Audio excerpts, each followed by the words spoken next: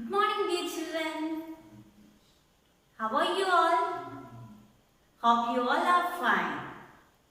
Today we are going to continue the portion neutralization. In the last class we were discussing about neutralization reaction. What is neutralization reaction? The reaction in which an acid reacts with a base to give salt and water. This is neutralization reaction. In this reaction, heat is evolved. We have discussed about an example also. Here, you can see hydrochloric acid reacts with sodium hydroxide to give sodium chloride and water. Here, sodium chloride is the salt formed. Sodium chloride is the salt formed here. Sodium chloride is otherwise called as common salt. The chemical name of common salt is sodium chloride. So here in this reaction, the acid, that is hydrochloric acid, is reacting with a base, that is sodium hydroxide, to give salt and water. Here both acid and base are strong. So the salt formed is neutral. The products formed here are common salt and water. Both are neutral substances. In a reaction, an acid and base is reacting to give two substances, both are neutral. That is why it got the name neutralization reaction. In this reaction, neutral substances are formed. That is why it got the name neutralization. But it is not necessary that all the acids and base react to give neutral salts itself. Depending on the strength of acid and base, there may be acidic, basic salt also. Acidic salts are there, basic salts are also there.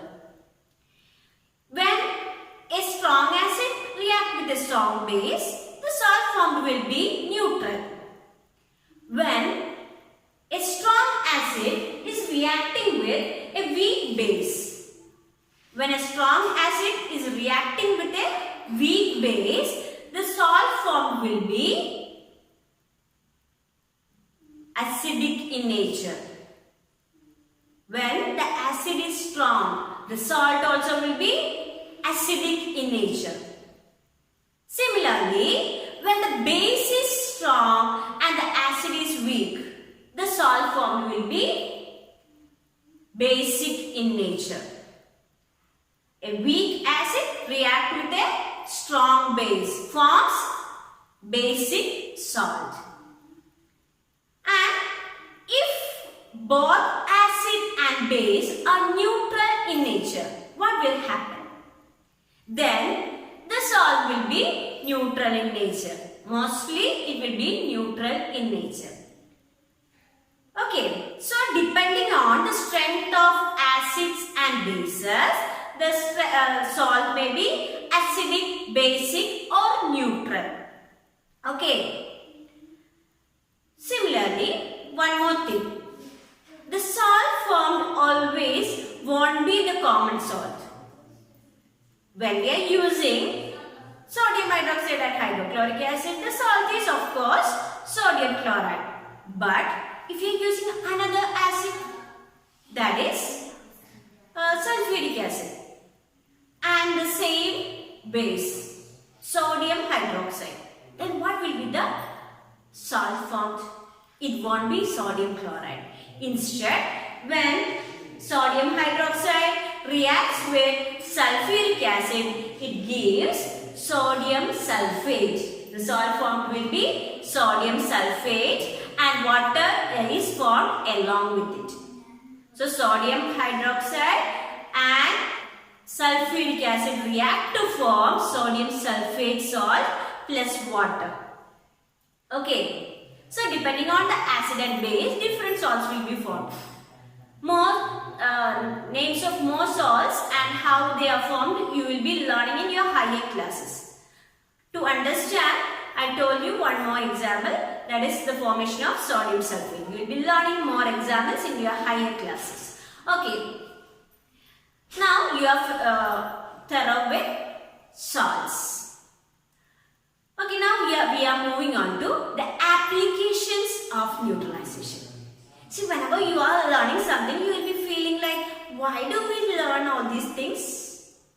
Isn't it? So here in such situation, we should know why we are learning these things. For example, in case of neutralization or acids, bases, you may feel, why I need to learn this? Why is it related to me, or it is having any relation to my life? You may be feeling so. Actually, you all know there are a lot of acids that we are familiar with, also bases. We are always dealing with a lot of acids as well as bases. So, of course, their reaction, that is neutralization, also is playing an important role in our life. So, we are going to learn some of the applications of neutralization reaction. Okay. The daily life application of neutralization is what we are going to learn. You all know that there are a lot of factories around us. And what do they dispose their waste? You may have noticed that most of the factories are seen nearby some rivers. Most of the factories are seen in some river shores. And these factory waste, where they are disposing these factory waste. Of course, they may be releasing the factory waste into these water bodies. And many factory waste are having acidic nature. So, it may be killing the aquatic organism. In order to avoid such a situation, what we have to do is, we have to, or the factory have to neutralize the factory waste before disposing that into the water. Actually, there are rules regarding that, even though some are not following the rules. Okay, so factory waste should be neutralized before releasing into the water bodies. We will be learning about more applications of neutralization in the next class. Thank you. Have a nice day.